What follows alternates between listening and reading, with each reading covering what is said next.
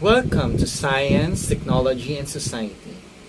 Our main discussion for today is about when technology and humanity cross. Our learning objectives are as follows. Know the different technology advancement in the society. Discuss the development of science and technology in the Philippines. Discuss the effects of the interplay between technology and humanity through the dilemmas they face. Let's start with the introduction. The ever-growing society has made people see technology as some form of necessity. Of course, every one of us needs technology nowadays. Tracing back in its origin, the word technology came from the Greek word techne and logos, which means arts and word, respectively. Logos means to study. So, meaning, technology during the time, it is the study of arts. So, taking the two words together, the technology means discourse of an arts. Okay?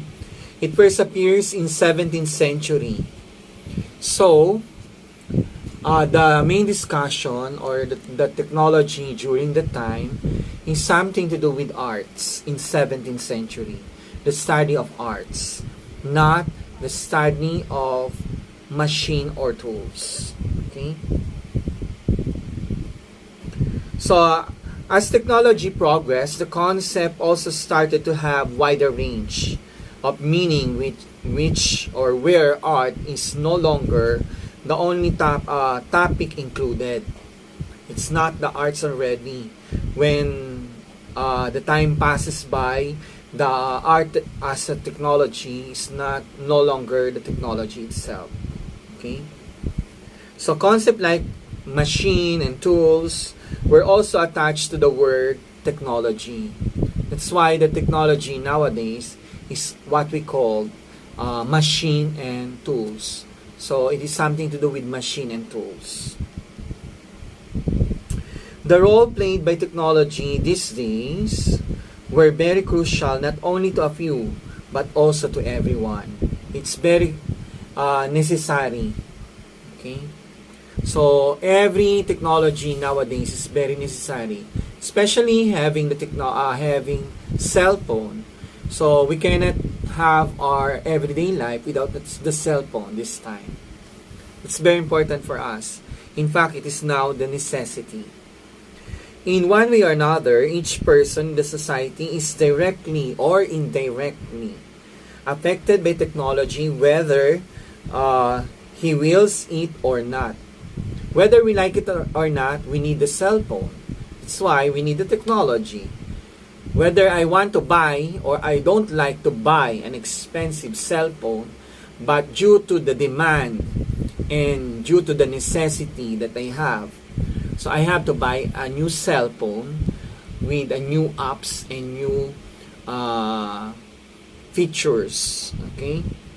In fact, most people survive their everyday lives with great reliance to the different technological advancement already available to the masses. So, every now and then, the technology change. Okay? So, but of course, not all of the technology are advanced. Okay? While there may be some who would claim that their lives are not greatly affected by the technology, the fact cannot be denied that technology is already an inevitable part of the society. So whether we like it or not, the technology is already in the society. Some other guys said they don't need the technology. They can survive without technology. Maybe in a mountain, we don't need the cell phone. We don't need technology. What only thing that we need is a farming tool or tools, no? So for farming or for catering our animals. Okay? It is with great effort that people who were able to achieve such great invention. So, once the new invention is arrived, it will give a greater impact to the society. But, as of today, there are very plenty inventors who invent, no? They more often on improvisation. They improve, they innovate. Okay? But not totally the inventors. For me, I did not call them inventors because they just improve what is present, no? So, if we're going to be a good inventors, it should be new.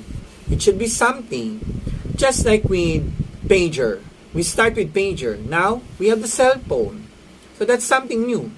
But of course, that's already in the telecommunication for the communication. A lightweight communication. But of course, that's very different. So we only have two liners before in pager, but today we can talk one another by phone. We can see each other, and soon we can touch each other through cell phone. Hopefully, no? Okay. So it makes life so much easier and more convenient than ever before. Okay? It can clearly be seen from simplest tasks at home to the most complicated ones inside the office or laboratory. Before, we have to mop the floor, we have to swipe the floor, we have to clean up the floor, we have to dry up the floor. But today, just call Alexa. Alexa, clean the floor. So the machine will clean the floor. Okay? So whether we like it or not, everything that is within the floor will be cleaned up. Even though your cell phone is on the floor, they will clean this up. Okay? So that's the advancement of the technology nowadays. We don't need other gadgets except for this one for cleaning the floor, no? So before we had the floor polisher with human manipulation to polish the floor. But today, we're just going to say, Alexa, polish the floor. Alexa, dry the floor. Okay? So that's the only thing that we are going to need. Okay? Some would even say that it does not only bring convenience but also pleasure and happiness to people. Of course, technology gives us happiness. Okay? So, you know it already. I'm so sure some of you are familiar with the gadgets that makes us happy. Diba? So, we don't need to go to the massage parlor. Just buy a massage chair. Okay? And then we can be relaxed. Diba? So, that's our relaxation. Okay? So we can easily enjoy it. Every now and then, if we want to have our massage, just sit on the massage chair. Then you have it. Right? So, if you want to lessen your cholesterol outside or you want some perspiration to come out, go to the sauna bath. Okay? So that's a good idea, no? So this is because of the different leisure activities that technology can offer to the people. There are many leisures that we can avail, no? So, in fact, aside from the massage gadgets or apparatus that we can put in our body, no? We can also some other tools, di ba? So, for example, an automated cleaning machine by using your eyes, di ba? So, you're just going to use your eyes and then everything will be cleaned up. Diba? So, that's a very leisure. Diba? So, you want to see everything during night. You press your eyeglass and then you will see the night vision. So, that's also a leisure. We play ML to cell phone. That's one. Diba? That's a very good example of your leisure, right? So, that's an example of leisure nowadays. We don't need to go to computer shop. It's already in our cell phone.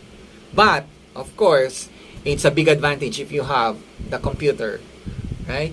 So, it's more easier to have computer than the cell phone. Okay? Another is it allows them to communicate with their loved ones anywhere in the world. But most of all, allows them to surf and play games anytime and anywhere. Diba? So we can play any games that we want. Everything now is in the computer, in the www dot. Diba? So we have the www dot. Okay?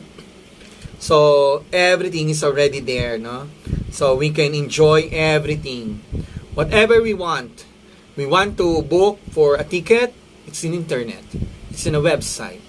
We want to be on a beach, we can book it in the beach. Okay? So that's all, no? So the act of pinpointing a single activity does not in any way require the use of technology has become very hard because almost all the activities that human perform already requires the assistance of some kind of technological advancement. Okay? So ngayon, pag nainitan ka, papalakpak ka lang. May aircon ka na. O, diba? So, papalakpak ka lang, may ilaw ka na. Sisigaw ka lang ng Darna! Tapos may ilaw ka na, di ba? So, ganon, di ba? So, you're just going to shout or make a sound and then everything will be there, no? Chelsea. Who is Chelsea? So, sigaw ka lang ng Chelsea, iilaw na ang ilaw mo. Di ba? Liliwanag na ang buhay mo. Di ba? Parang pinklawan lang yan. Okay? So, but this is not all that for there are people who will even argue that technology has become a necessity and no longer a want. Of course, it is more on necessity, not want. But sometimes, we want it. That's why it's want. So, it's very contradicting to have necessity and wants. This time, cell phone is not wants. It is necessity. Especially if you are studying and you are a teacher. What we need now is a very good cell phone and a very good connection in order for us to have a communication. No? So, a good communication depends on cell phone. Okay? At present, people work very hard in order for them to save money to buy the necessities. Okay. While in the past, people only use their money for things that would help them survive like food, housing, and clothing. Before, if you have your housing, it's okay already. If you have your food, it's okay already. Right? If you have good clothes, it's okay already. But now, if you don't have good cell phone, you are nothing. If you don't have car, you are not rich. You are nothing. You are a very low level if you don't have car. Okay? So it is a necessity already. Especially in a very advancing technology or society nowadays.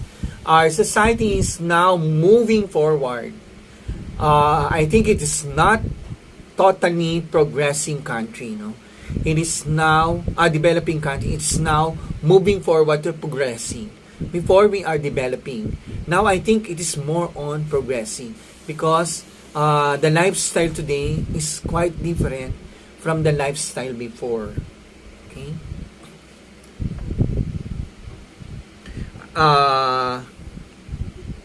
In effect, anything outside this category was considered a luxury. Luxury naman talaga. If you have your car, it's a luxury. If you have golds, it's a luxury. If you have extra houses, it's a luxury. Okay, however, that there is no longer the case at the present.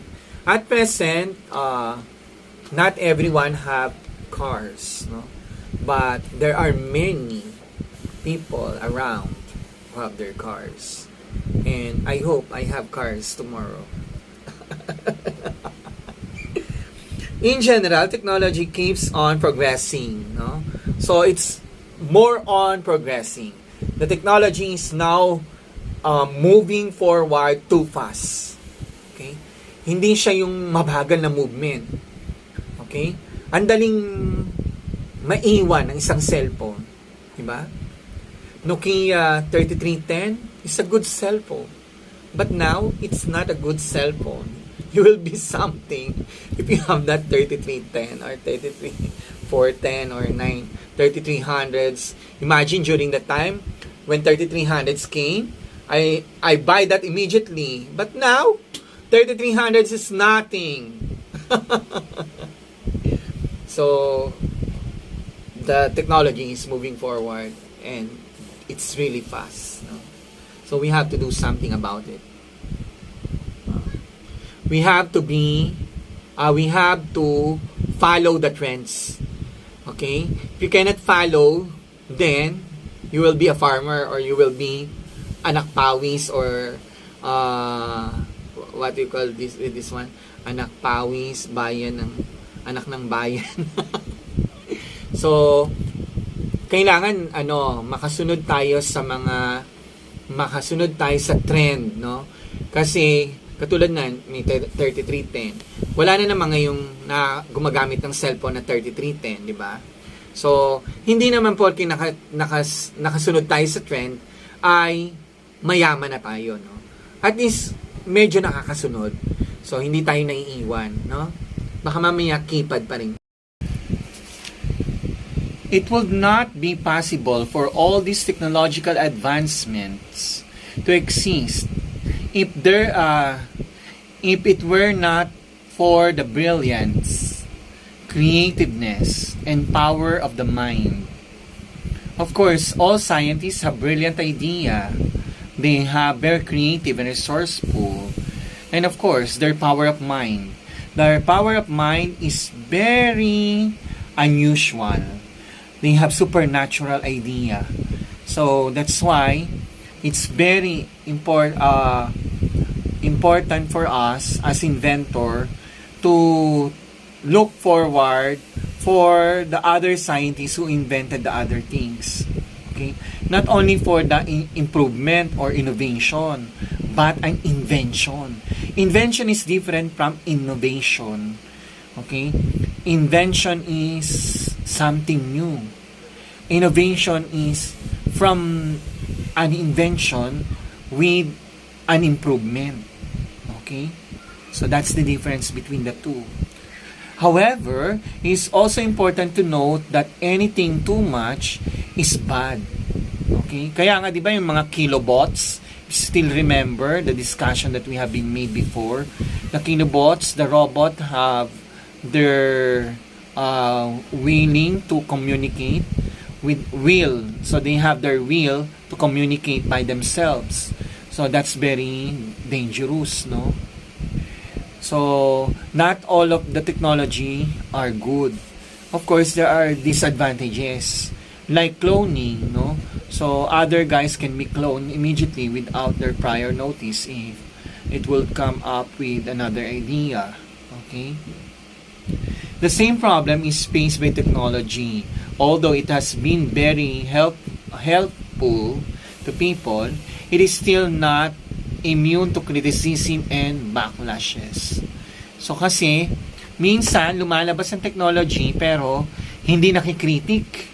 So yun yung problema, no, ng ating mga technology. Bigla-bigla na may technology na.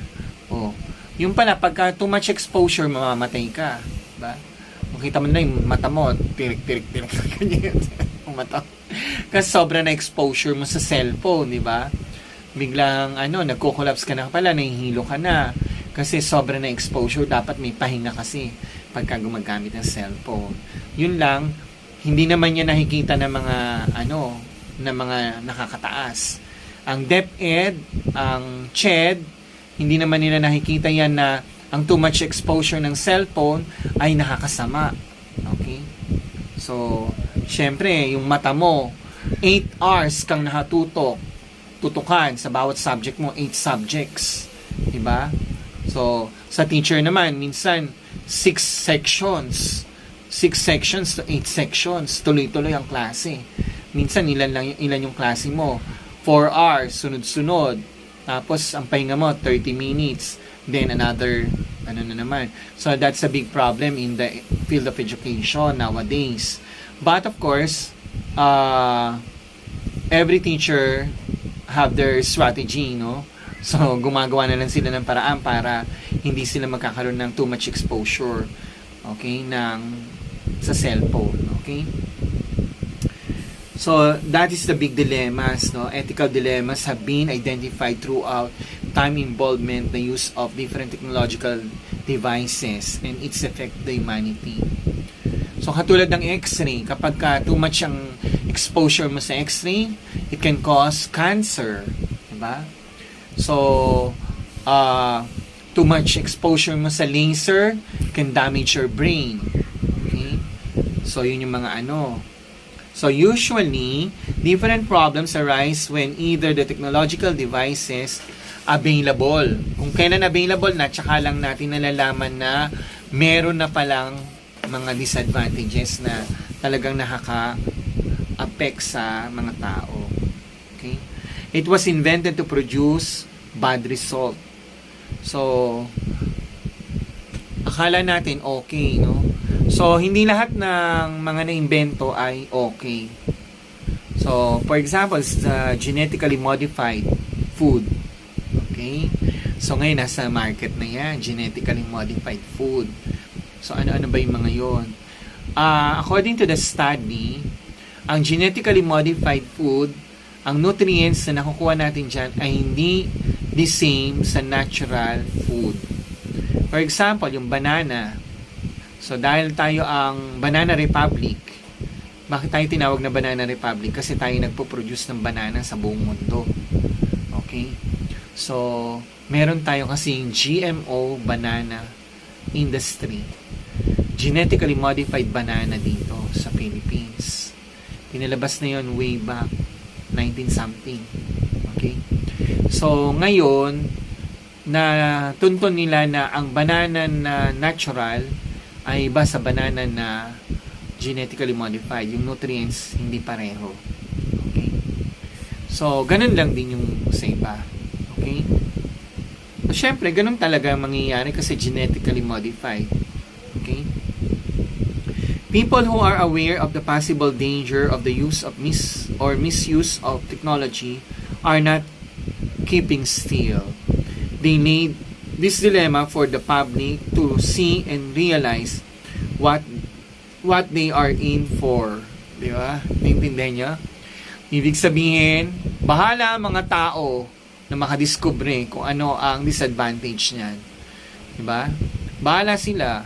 O yan, pagdating ng 10 araw, puputok yan. Pagkain ka ng pagkain mula sa air fryer, magkakaroon ka ng cancer. Bakit magkakaroon ng cancer? Kasi para nagkakaroon ng goma. Yung mga sunog na, yung mga imbis na makawalang nutrients, ay hindi makawalang nutrients. Nandoon, nasunog.